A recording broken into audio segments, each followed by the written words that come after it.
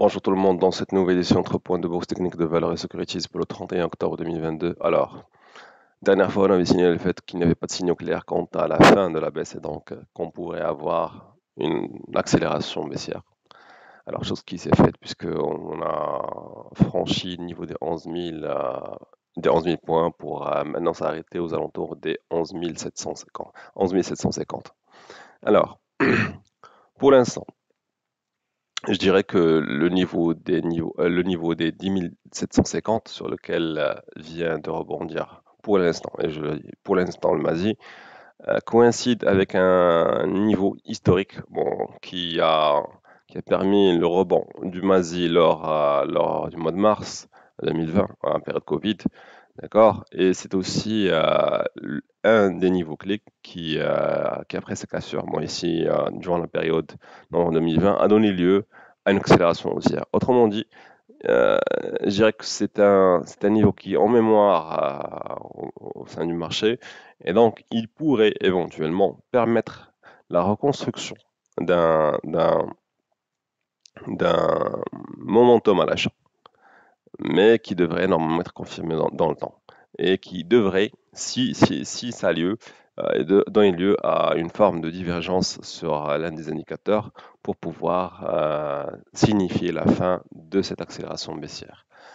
Alors, pour les valeurs, pour Tissaras, surtout pour Mao Telecom. Alors pour Mao Telecom est à un niveau des 101, maintenant 102, 101 dirhams, d'accord? Ce niveau n'a pas été franchi même même durant la période de la crise du Covid, d'accord? C'est juste pour dire que pour présenter l'ampleur, la gravité de la tendance baissière actuelle sur Mao Telecom, d'accord? D'un côté, la dernière fois où ce niveau a été touché, c'était durant la période entre 2014 et 2012. Donc, autrement dit, l'ensemble des opérateurs de marché qui ont opéré sur le marché action sur les 8 dernières années ont enregistré une moins-value sur Mao Telecom.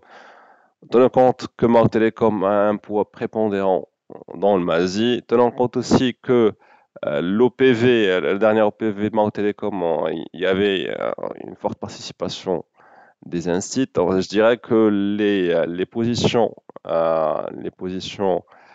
des professionnels pâtissent de la sous-performance de Mao Telecom qui tire vers le bas leur performance en général, et donc ça a créé une dynamique baissière sur le marché dans son ensemble.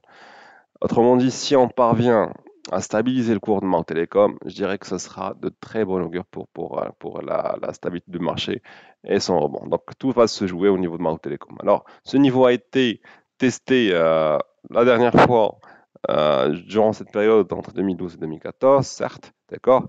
La cassure de ce niveau a donné lieu à quelques mois d'accélération ici, d'accord, qui a donné lieu à une accélération qui a permis à Mao Telecom de passer à 202 dirhams vers les 130, d'accord. Est-ce que ça va, est-ce que ce niveau va jouer son rôle de support ou pas? Bon, je dirais pour l'instant, c'est probable compte tenu de l'extension ici de cette baisse. Donc, ce qui veut dire qu'autrement dit, les volumes de vente ont été probablement dissipés tout au long de cette baisse. Bon, pour confirmer s'il y a un retour à l'achat, il faudra plutôt surveiller le niveau de volumétrie. Pour l'instant, le niveau des 101, 102 dirhams a permis un retour de la volumétrie. Si ce niveau de volumétrie se maintient tout au long de cette période sans cassure du niveau des 101, ce sera de bon augure pour Mao Telecom. Ça va signifier peut-être que c'est la fin de cette vague baissière, de cette accélération baissière. Dans le cas contraire, s'il y a une rareté de la volumétrie avec quelques jours de cassure du niveau de 101, 100 dirhams, alors là, c'est pas bon. C'est pas bon pour le MASI, ce sera pas bon pour le marché. Alors, deuxième valeur, TGI. TGI, on est en train de taper sur le bas de ce canal baissier, d'accord? Alors, cette zone entre les 350 et les 390, est une zone qui a été testée tout au long de la période 2020 et dont la cassure a permis le démarrage de cette tendance haussière, d'accord, qui s'est étalée sur plusieurs mois. Alors, on est en train de tester un niveau, une zone plutôt, une zone clé, qui pourrait permettre à certains opérateurs de marché de se renforcer sur la valeur. Ceci dit, c'est aussi conditionné par l'arrêt de l'acharnement baissier sur Mort Télécom.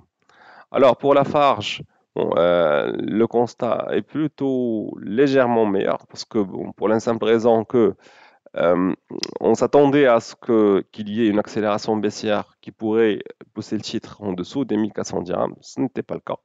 D'accord? Même s'il y avait un acharnement baissier, bon, je dirais que bon, le titre Lafarge commence à se stabiliser, disons aux alentours des 1400, au-dessus des 1400 dirhams. Si le titre se maintient aux alentours des 1400, sans pour autant casser ce niveau pour toucher ce support, ça veut dire qu'il y a un état d'esprit plutôt favorable pour un renforcement sur la Farge aux alentours des 1400, et donc ça va donner lieu à une amélioration de la volumétrie qui va permettre un peu de réduire cette pression vendeuse et donc, in fine de créer un nouveau consensus à l'achat sur la valeur. Alors, pour TGCC, on avait signalé le fait qu'on serait probablement en train de préparer le titre pour une cassure qui va l'orienter vers son dernier plus bas historique sur les prochains mois, mais ce sera conditionné par le fait de pouvoir casser cette moyenne mobile courte aux alentours de 128 pour affirmer que c'était le dernier plus bas historique. Alors, on constate que durant la dernière semaine, malgré qu'il y a eu un climat plutôt baissier sur le marché, le titre n'a pas accentué sa baisse. D'accord, au contraire, il a tenté à nouveau de s'approcher de sa moyenne mobile, donc c'est déjà un bon signal, d'accord. Mais le titre n'a pas encore franchi cette moyenne mobile, donc je dirais que l'avis positif reste suspendu jusqu'à ce qu'on puisse atteindre les 130, avoir une clôture au-dessus des 130 avec volume. Alors pour Jet, le constat est toujours le même. Malgré le climat baissier, le titre n'a pas cassé, ou plutôt n'a pas abandonné cette zone aux alentours des 200 dirhams. Au contraire, le titre est toujours au contact des 190, 198. C'est-à-dire qu'il y a toujours un intérêt, à l'achat sur la valeur malgré le climat baissier. On attend juste à avoir plutôt une affirmation du côté de la volumétrie pour pouvoir se prononcer. Et je dirais que ça sera suspendu aussi par le climat sur le marché. S'il y a une amélioration ou un allègement de la pression vendeuse sur l'ensemble du marché, je dirais que JET sera parmi les valeurs qui devraient bénéficier d'un intérêt à l'achat. Merci pour votre attention, à la prochaine.